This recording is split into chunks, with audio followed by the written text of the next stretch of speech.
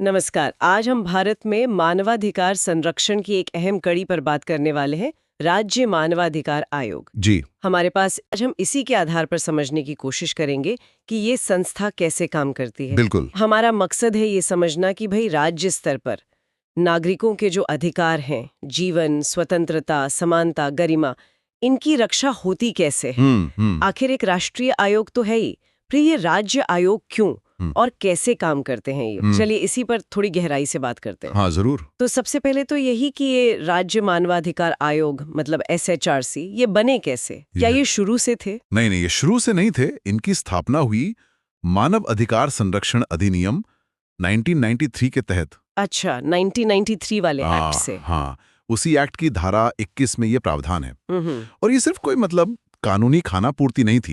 इसके पीछे सोच थी। क्या सोच थी? सोच ये थी कि भाई मानव अधिकार का जो संरक्षण है वो सिर्फ दिल्ली तक या राष्ट्रीय राजधानी तक ही ना रह जाए, बल्कि वो हर राज्य, हर जिले, हर पुलिस स्टेशन की जो रोजमर्रा की कार्यप्रणाली है उसका हिस्सा बने। अधिकारों को जमीन पर उतारना था एक तरह से। हाँ, ये बात तो सही है। स्थानीय मुद्दे तो स्थानीय स्तर पर ही बेहतर समझे जा सकते हैं। बिल्कुल, क्योंकि देखिए ज्यादातर उल्लंघन कहाँ होते हैं? पुलिस हिरासत में कोई दुर्व्यवहार हो गया, या जेलों की हालत ठीक नहीं है, सरकारी अस्पताल में लापरवाही हो गई, स्कूल में कोई भेदभाव, ये सब स्थानीय मामले हैं। तो राज्य आयोग जो है वो वहाँ की भाषा, वहाँ की संस्कृति, वहाँ के प्रशासन को ज्यादा करीब से समझता है, तो ज्यादा प्रभावी हो सकता है। हाँ, उम्मीद तो यही है। और ये एक तरह से सहकारी संघवाद को भी दिखाता है ना, कि केंद्र और राज्य मिलकर काम कर रहे हैं अधिकारों की रक्षा के लिए। तो फिर इनका मुख्य उद्देश्य क्या हुआ?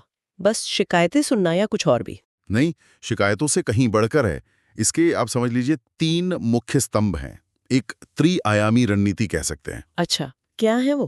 पहला तो है उल्लंघन को रोकना, ऐसा माहौल, ऐसी प्रक्रियाएं बनाना कि उल्लंघन कम से कम हो, प्रिवेंशन। ठीक है। दूसरा, अगर उल्लंघन हो ही गया तो फिर पीड़ित को जल्दी से जल्दी राहत मिले, उसमें मुआवजा भी आ गया, पुनर्वास भी, और दोषी पर कार्रवाई भी, उपचार। ओके, प्रिवेंशन और उपचार। और तीसरा है हर मामले से सीखना, और उस सीख का इस्तेमाल करके व्यवस्था में सुधार लाना। व्यवस्था में सुधार जैसे पुलिस की ट्रेनिंग बेहतर करना, जेल के नियम सुधारना, अस्पतालों की जवाबदेही तय करना वगैरह। लक्ष्य सिर्फ एक केस निपटाना नहीं है, बल्कि सिस्टम को बेहतर बनाना है ताकि आगे ऐसे मामले कम हों। ये तो काफी व्यापक सोच है। अच्छा, अब जरा ये बताइए कि इस आयोग में होता कौन कौन है, इसकी बनावट कैसी है? इसकी बनावट काफी सीधी सादी रखी गई है। ये एक 3 सदस्य संस्था है। सिर्फ 3 लोग? हाँ, एक अध्यक्ष और 2 सदस्य। और ये जानबूझकर छोटा रखा गया है। क्यों? ताकि फैसले तेजी से हो सकें और जिम्मेदारी भी स्पष्ट रहे। ज्यादा बड़ी कमेटी होगी तो फैसले लेने में वक्त लग सकता है। बात तो सही है। अच्छा, इन पदों के लिए योग्यता क्या होती है? मैंने सुना है काफी विशिष्ट है। हाँ, योग्यता पर काफी ध्यान दिया गया है। अध्यक्ष जो होंगे वो उच्च न्यायालय के रिटायर्ड मुख्य न्यायाधीश या न्यायाधीश होने चाहिए। यानी न्यायिक अनुभव जरूरी है अध्यक्ष के लिए? बिल्कुल, पद को एक न्यायिक गंभीरता और अनुभव मिलता है इससे। फिर एक सदस्य होंगे जो या तो हाईकोर्ट के कार्यरत या रिटायर्ड जज हों, या फिर जिला जज रहे हों कम से कम 7 साल के अनुभव के साथ। अच्छा, और दूसरे सदस्य? दूसरे सदस्य वो व्यक्ति होंगे जिन्हें मानवाधिकार के क्षेत्र में खास ज्ञान या व्यवहारिक अनुभव हो। तो एक तरफ तो कानून की गहरी समझ वाले लोग और दूसरी तरफ जमीनी मुद्दों और मानवाधिकारों की व्यवहारिक समझ रखने वाले। ये संतुलन तो जरूरी लगता है। हाँ, यही कोशिश है कि कानूनी बारीकियां भी समझें और जमीनी हकीकत भी। क्या ये सदस्य पार्ट टाइम होते हैं या फुल टाइम? नहीं, एक और जरूरी बात है। राष्ट्रीय आयोग में तो कुछ पदेन सदस्य भी होते हैं, जो किसी और पद पर भी हैं, लेकिन राज्य आयोग के सभी सदस्य पूर्णकालिक होते हैं। Full time? इसका क्या फायदा है? फायदा सीधा है, उनका पूरा ध्यान, पूरा समय सिर्फ आयोग के काम पर ही रहेगा। वो किसी और जिम्मेदारी से बंधे नहीं होंगे। ठीक है। अब इनकी नियुक्ति कौन करता है और कैसे? क्या इसमें पारदर्शिता रहती है? नियुक्ति करते हैं राज्यपाल, लेकिन वो अपनी मर्जी से नहीं करते। तो फिर? नियुक्ति एक उच्च स्तरीय चयन समिति के सिफारिश पर होती है। काफी अहम समिति होती है ये। कौन कौन होता है इसमें? इस समिति के अध्यक्ष होते हैं मुख्यमंत्री, और सदस्यों में होते हैं विधानसभा के अध्यक्ष, राज्य के गृह मंत्री और विधानसभा में विपक्ष के नेता। अच्छा, विपक्ष के नेता भी? हाँ, और अगर उस राज्य में विधान परिषद भी है तो उसके अध्यक्ष और वहां के विपक्ष के नेता भी इस समिति के सदस्य होते हैं। तो मतलब नियुक्ति की प्रक्रिया में सत्ता पक्ष और विपक्ष दोनों को शामिल किया गया है संतुलन बनाने के लिए। बिल्कुल। कोशिश यही है कि नियुक्ति पर किसी एक तरफ का झुकाव ना हो और एक व्यापक सहमति बने। और एक और सेफ्टी मेजर है, अगर किसी कार्यरत न्यायाधीश को सदस्य बनाना है तो उस हाईकोर्ट के मुख्य न्यायाधीश से सलाह लेना अनिवार्य है। इससे न्यायपालिका की स्वतंत्रता भी बनी रहती है। ये तो अच्छी बात है। अब ये बताइए कि ये सदस्य कितने समय के लिए अपने पद पर रहते हैं, कार्यकाल कितना होता है? इनका कार्यकाल होता है 3 साल या 70 वर्ष की आयु तक, इनमें से जो भी पहले पूरा हो जाए। 3 साल? ये कम नहीं है, पहले शायद ज्यादा था। हाँ, 2019 में संशोधन हुआ था, उससे पहले 5 साल था, अब 3 साल कर दिया गया है। लेकिन पुनर्नियुक्ति संभव है। अच्छा, दोबारा नियुक्त हो सकते हैं। और मानसिक रूप से पद की चुनौतियों के लिए फिट रहें।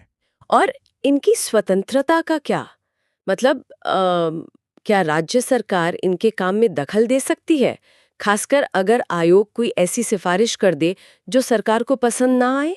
देखिए, यहीं पर एक्ट में कुछ महत्वपूर्ण सुरक्षा उपाय दिए गए हैं। पहला तो ये कि उनके वेतन भत्ते वगैरह राज्य सरकार तय करती है, ठीक है? हाँ। लेकिन एक बार नियुक्ति हो जाने के बाद उसमें कोई ऐसा बदलाव नहीं किया जा सकता जिससे सदस्यों को नुकसान हो। मतलब सरकार नाखुश होकर उनकी सैलरी कम नहीं कर सकती? बिल्कुल, इसे अलाभकारी परिवर्तन ना करने की गारंटी कहते हैं। अच्छा, और अगर उन्हें पद से हटाना हो तो क्या वो राज्य सरकार हटा सकती है? नहीं, बिल्कुल नहीं। ये बहुत महत्वपूर्ण है। नियुक्ति भले ही राज्यपाल करते हैं, लेकिन हटाने का अधिकार सिर्फ और सिर्फ राष्ट्रपति के पास है। राष्ट्रपति के पास? राज्य के आयोग के सदस्य को? हाँ, ये इसलिए ताकि राज्य सरकार किसी भी तरह का दबाव न बना सके। और हटाने के आधार क्या होते हैं? आधार भी स्पष्ट है, जैसे अगर वो दिवालिया हो जाएं, या कार्यकाल के दौरान कहीं और से वेतन लेने लगें, या शारीरिक या मानसिक रूप से अक्षम हो जाएं, या किसी अपराध में सजा हो जाए। और अगर उन पर कोई दुराचार या अक्षमता का आरोप लगे तो तब क्या राष्ट्रपति सीधे हटा देते हैं? नहीं, प्रक्रिया और भी सख्त है। ऐसे मामलों में राष्ट्रपति मामला भेजते हैं सुप्रीम कोर्ट को जांच के लिए। सुप्रीम कोर्ट जांच करता है? जी, और केवल अगर सुप्रीम कोर्ट जांच के बाद कहता है कि हाँ, आरोप सही है और इन्हें हटाया जाना चाहिए, तभी राष्ट्रपति उन्हें हटा सकते हैं। बाप रे, ये तो काफी मजबूत प्रक्रिया है। हाँ, ये आयोग को राजनीतिक हस्तक्षेप से बचाने के लिए बहुत जरूरी है। जांच के दौरान सदस्य को सस्पेंड किया जा सकता है, लेकिन अंतिम फैसला सुप्रीम कोर्ट की रिपोर्ट पर ही निर्भर करता है। और एक और चीज, रिटायर होने के बाद ये सदस्य केंद्र या राज्य सरकार के अधीन कोई और पद नहीं ले सकते। क्यों? ताकि वो अपने कार्यकाल के दौरान पूरी तरह निडर होकर काम करें। उन्हें ये चिंता ना हो कि रिटायरमेंट के बाद सरकार से कोई फायदा लेना है। समझ गई। ये सारे प्रावधान मिलकर आयोग की स्वतंत्रता सुनिश्चित करते हैं। अब आते हैं इनके काम के दायरे पर, मतलब ये किन मामलों को देख सकते हैं और किन को नहीं। इनका दायरा तय होता है संविधान की 7वीं अनुसूची से। ओ, वो lists, union list, state list, concurrent list. हाँ, वही। तो जो विषय राज्य सूची में है या संवर्ती सूची में है, उनसे जुड़े मानवाधिकार उल्लंघन के मामलों की जांच ये आयोग कर सकता है। जरा उदाहरण देकर समझाएंगे, राज्य सूची या संवर्ती सूची में क्या आता है? जैसे पुलिस है, जेल है, स्थानीय प्रशासन है, सरकारी अस्पताल, स्कूल, जमीन से जुड़े कुछ मामले, कृषि, श्रम कल्याण के कुछ पहलू, ये सब मुख्य रूप से राज्य के दायरे में आते हैं या फिर साझा दायरे में। अच्छा। तो इनसे संबंधित अगर कोई मानवाधिकार उल्लंघन होता है तो राज्य आयोग उसे देख सकता है। और कौन से मामले नहीं देख सकते, क्या सीमाएं हैं? हाँ, सीमाएं भी हैं। जैसे सेना या जो केंद्रीय सशस्त्र बल हैं, उनसे जुड़े मामले राष्ट्रीय मानवाधिकार आयोग यानी NHRC देखता है। ठीक है। अगर कोई मामला पहले से ही NHRC या किसी और राष्ट्रीय आयोग जैसे महिला आयोग या बाल अधिकार आयोग के पास चल रहा है, तो राज्य आयोग उसमें फिर दखल नहीं देता। और कोई खास बात? हाँ, एक बहुत महत्वपूर्ण सीमा है समय की। हाँ। आयोग सिर्फ उन्हीं घटनाओं की जांच कर सकता है जो घटना घटने के 1 साल के अंदर दर्ज कराई गई हो। 1 साल के बाद नहीं? क्यों?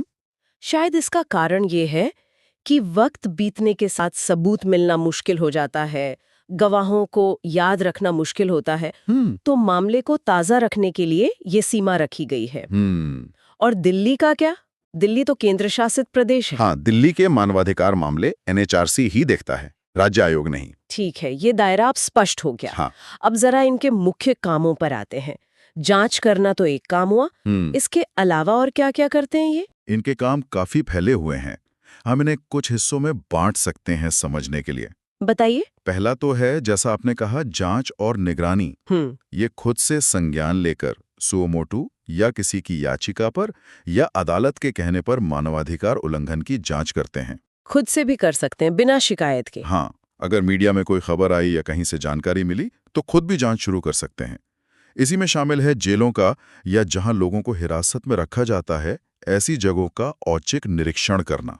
अच्छा, जेलों में जाके देखना कि वहाँ हालत कैसी है। बिल्कुल, और फिर सुधार के लिए सिफारिशें देना। ये हुआ जांच और निगरानी वाला हिस्सा। और दूसरा है सलाहकार की भूमिका। ये मानवाधिकार से जुड़े कानूनों की समीक्षा करते हैं और सरकार को बताते हैं कि इन्हें और बेहतर तरीके से कैसे लागू किया जा सकता है। ये आतंकवाद जैसी समस्याओं का भी अध्ययन करते हैं, क्योंकि आतंकवाद से भी तो मानवाधिकारों का हनन होता है ना, और फिर समाधान सुझाते हैं। ठीक है। और तीसरा है जागरूकता और प्रचार। समाज में मानवाधिकारों के बारे में चेतना फैलाना, लोगों को उनके अधिकारों के बारे में बताना, इस विषय पर रिसर्च को बढ़ावा देना। और NGOs वगैरह? हाँ, जो गैर सरकारी संगठन इस क्षेत्र में अच्छा काम कर रहे हैं, उनके प्रयासों को प्रोत्साहित करना भी इनके कामों में शामिल है। तो ये सिर्फ उल्लंघन होने के बाद ही एक्शन नहीं लेते, बल्कि पहले से रोकथाम और जागरूकता पर भी काम करते हैं। हाँ जी, बिल्कुल। इनका काम काफी व्यापक है। इनकी जांच प्रक्रिया कैसी होती है? क्या इनके पास कोई शक्तियां होती हैं जैसे पुलिस या कोर्ट के पास होती है? हाँ, शक्तियां होती हैं। आयोग अपनी प्रक्रिया तो खुद तय करता है, लेकिन इसकी जो कार्यवाही होती है वो न्यायिक प्रकृति की मानी जाती है। न्यायिक प्रकृति मतलब इसे सिविल कोर्ट जैसी शक्तियां मिली हुई हैं। जैसे ये किसी को भी समन भेजकर बुला सकते हैं गवाही के लिए। अच्छा। शपथ पर बयान ले सकते हैं। किसी भी सरकारी दफ्तर से कोई भी सार्वजनिक दस्तावेज या उसकी कॉपी मंगवा सकते हैं। ये तो काफी शक्तियां हैं। जी। आमतौर पर जब कोई शिकायत आती है तो पहले ये देखते हैं कि क्या वो उनके दायरे में है और 1 साल वाले समय सीमा के अंदर है या नहीं। ठीक है। फिर ये संबंधित विभाग या अधिकारी से रिपोर्ट मांगते हैं। मान लीजिए पुलिस के खिलाफ शिकायत है तो पुलिस विभाग से रिपोर्ट मांगी जाएगी। और अगर जरूरत पड़े तो? जरूरत पड़ने पर आयोग अपनी जांच टीम भी भेज सकता है। ये टीम मौके पर जाकर जांच करती है, सबूत इकट्ठा करती है, गवाहों के बयान लेती है। कभी-कभी गंभीर मामलों में खुली सुनवाई भी हो सकती है। क्या जांच चलने के दौरान पीड़ित को कोई तत्काल मदद मिल सकती है? कई बार जरूरत होती है। हाँ, ये एक बहुत जरूरी प्रावधान है।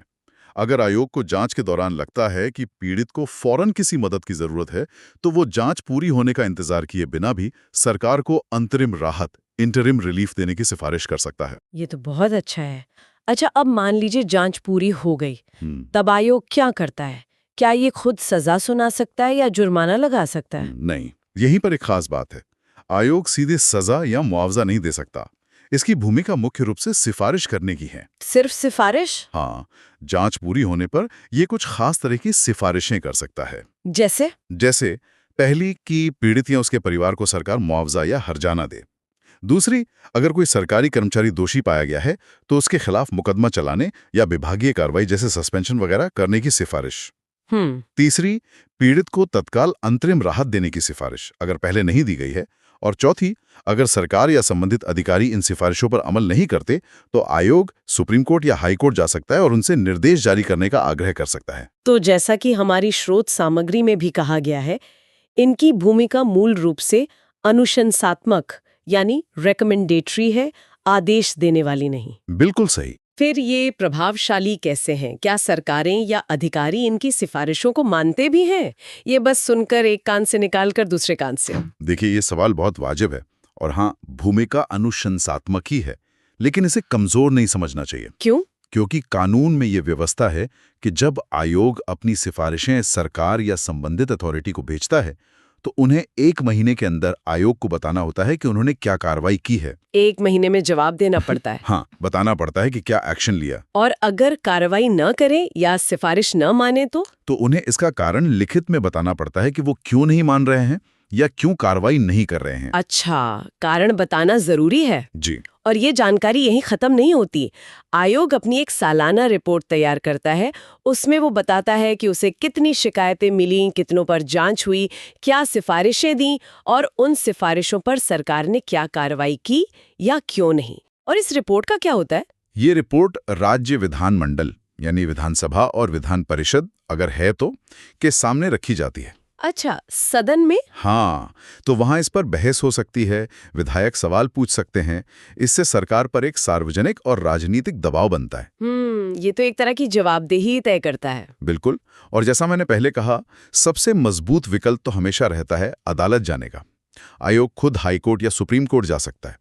असल में आयोग की असली ताकत उसकी अपनी विश्वसनीयता में है। अगर उसकी जांच निष्पक्ष है, उसके तथ्य मजबूत हैं और उसकी सिफारिशें व्यवहारिक हैं, तो सरकार के लिए उन्हें नजरअंदाज करना मुश्किल हो जाता है। सही कहा। पारदर्शिता और जवाबदेही के ये तरीके ही इसे प्रभावी बनाते हैं, भले ही सीधे आदेश देने की शक्ति ना हो। जी इस एक्ट में मानवाधिकार न्यायालयों का भी जिक्र आता है। वो क्या चीज है? हाँ, एक्ट की धारा 30 में ये कहा गया है कि मानवाधिकार उल्लंघन से जुड़े जो आपराधिक मामले हैं, उनकी सुनवाई तेजी से हो सके। इसके लिए हर जिले में एक मानवाधिकार न्यायालय होना चाहिए। अलग से न्यायालय बनता है? नहीं, अलग से बनाने की जरूरत नहीं। राज्य सरकार हाईकोर्ट के मुख्य न्यायाधीश की सहमति से जिले के किसी मौजूदा सत्र न्यायालय, सेशंस कोर्ट को ही मानवाधिकार न्यायालय के तौर पर नामित कर सकती है। अच्छा, उसी को डेजिग्नेट कर देते हैं। हाँ, मकसद ये है कि ऐसे मामलों को प्राथमिकता मिले और सुनवाई जल्दी पूरी हो, और इन मामलों के लिए विशेष सरकारी वकील भी नियुक्त किए जाते हैं। ठीक है। हमने बात की थी कि 2019 में कुछ संशोधन हुए थे, जैसे कार्यकाल बदला गया। क्या उस संशोधन में कुछ और भी अहम बदलाव हुए थे? हाँ, कुछ और भी मुख्य बदलाव थे उस 2019 के संशोधन में। एक तो कार्यकाल 5 साल से घटाकर 3 साल किया गया और पुनर्नियुक्ति की इजाजत दी गई, ये हमने बात की। जी। दूसरा, अध्यक्ष पद की योग्यता में थोड़ी ढील दी गई। अच्छा। पहले सिर्फ हाईकोर्ट के रिटायर्ड मुख्य न्यायाधीश ही बन सकते थे, अब रिटायर्ड न्यायाधीश भी अध्यक्ष बन सकते हैं। अच्छा, दायरा थोड़ा बढ़ाया गया। हाँ, तीसरा, आयोग का जो सचिव होता है, उसे अध्यक्ष के नियंत्रण में रहते हुए कुछ प्रशासनिक और वित्तीय शक्तियां दी गईं, ताकि रोजमर्रा का कामकाज आसानी से चले। और चौथा, केंद्र सरकार को यह अधिकार दिया गया कि वो कुछ शर्तों के साथ कुछ केंद्र शासित प्रदेशों के मानवाधिकार से जुड़े काम दिल्ली को छोड़कर वहां के पड़ोसी राज्य के मानवाधिकार आयोग को सौंप सकें। अच्छा, काम सौंपने की शक्ति। जी, कुल मिलाकर इन बदलावों का उद्देश्य शायद यही था कि आयोगों को थोड़ा और लचीला और प्रभावी बनाया जा सके। तो अगर हम पूरी बात को समेटें तो कह सकते हैं कि राज्य मानवाधिकार आयोग हमारे संविधान में जो जीवन, स्वतंत्रता, समानता और गरिमा के अधिकार दिए गए हैं, उनका राज्य स्तर पर एक बहुत महत्वपूर्ण प्रहरी है। बिल्कुल सही कहा आपने। ये कोशिश करता है कि ये अधिकार सिर्फ कानून की किताबों में न रह जाएं, बल्कि आम नागरिक की रोजमर्रा की जिंदगी का हिस्सा बने। हाँ, इसकी संरचना जिसमें आपने देखा कि न्यायिक अनुभव भी है और जमीनी समझ भी, इसकी जांच करने की जो शक्तियां हैं, और भले ही इसकी भूमिका सिफारिश करने की हो, लेकिन उसके साथ जो जवाबदेही के तरीके जुड़े हैं, ये सब मिलकर इसे राज्य स्तर पर मानव अधिकार संरक्षण का एक बहुत अहम उपकरण बनाते हैं। बेशक चुनौतियां हमेशा रहती हैं, हर संस्था के सामने होती हैं, लेकिन इसकी मौजूदगी ही अपने आप में काफी मायने रखती है। आज की इस सारी चर्चा के बाद मेरे मन में सवाल आ रहा है, ये जो राज्य आयोग इतनी मेहनत से जांच करके सिफारिशें देते हैं, उनका जमीनी स्तर पर पूरी तरह से अमल हो पाए, इसमें सबसे बड़ी बाधाएं क्या आती होंगी और उन्हें दूर करने के लिए क्या कुछ सोचा जा सकता है? इस पर विचार करना शायद हमें मानवाधिकार संरक्षण को और मजबूत बनाने की दिशा में सोचने में मदद करे। ये सोचने वाला सवाल है, बिल्कुल।